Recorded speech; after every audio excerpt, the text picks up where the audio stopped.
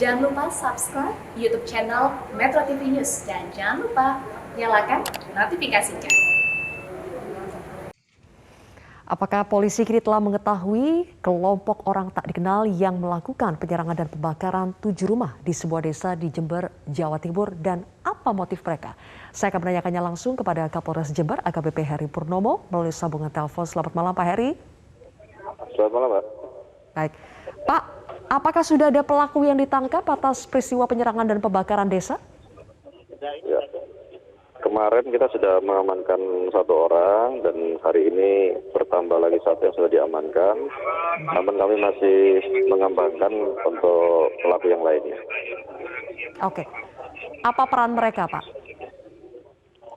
Yang jelas mereka terlibat dalam peristiwa pembakaran yang ada di Mulyorejo, yang di Dusun Patorojo maupun yang di Jambe.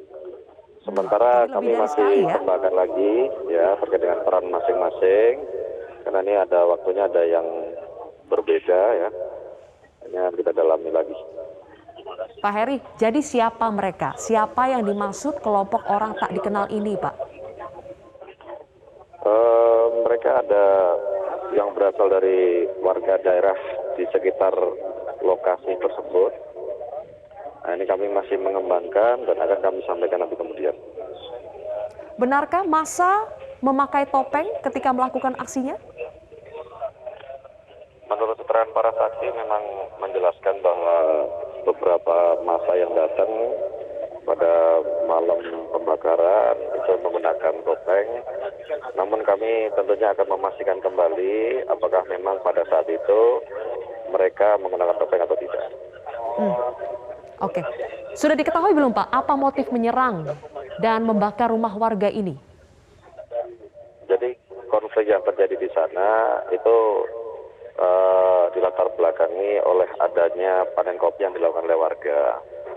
Nah, ini selama ini memang menjadi masalah tersendiri, di mana sebelumnya itu ada beberapa warga yang kemudian pada saat melakukan panen, ternyata hasil panennya itu ada yang hilang. Kemudian ada juga yang merasa tidak puas karena setiap panen itu selalu ada yang memajaki hasil panen mereka. Sehingga kemudian timbul permasalahan-permasalahan pembakaran seperti yang terjadi kemarin. Permasalahan apa persisnya boleh disampaikan kembali, Pak, yang terkait dengan panen ini? Warga yang di sana itu kan mengolah lahan milik perhutani yang secara sepihak itu mereka tanami kopi. Karena memang lahan itu berbatasan antara Jember dengan Banyuwangi, banyak warga yang kemudian dari wilayah Banyuwangi itu pada saat mereka memanen itu tidak bisa membawa hasil panennya dan ditinggal di lokasi perkebunan untuk dibawa di hari berikutnya. Namun pada saat mereka kembali keesokan harinya, ternyata panenannya itu sudah tidak ada. Nah, ini juga seringkali ada konflik berkaitan dengan masalah batas atau lahan-lahan yang dimiliki oleh petani ini, baik yang di Mulyorejo maupun yang di wilayah Kalibaru, Banyuwangi. Seringkali mereka ada yang kopinya diambil, baik yang sudah mereka panen tadi maupun yang masih ada di pohon. Nah, ini konflik-konflik inilah yang kemudian terakumulasi sehingga pada saat ada pemicu yang terjadi, ada kemarin salah satu warga yang kemudian bertikai dengan salah satu warga yang ada di situ, diakumulasikan dengan pembakaran. Oke, Pak, karena penyerangannya sudah terjadi 3 kali ya, Pak, apakah sudah ada upaya untuk memediasi antar 2 kelompok ini atau antar 2 warga dari desa atau lokasi yang berbeda, Pak? Ya, kami sudah berkoordinasi dengan tokoh-tokoh agama, tokoh masyarakat yang ada di wilayah Kalibaru untuk bisa menenangkan warganya supaya tidak kemudian ada aksi balasan, tidak ada aksi lanjutan atau kegiatan-kegiatan lain yang nanti bersifat penyerangan. Alhamdulillah tadi sudah disampaikan oleh salah satu tokoh agama yang ada di situ bahwa mereka akan menjamin tidak akan ada lagi kegiatan-kegiatan penyerangan yang dilakukan oleh warganya di Kalibaru. Oke.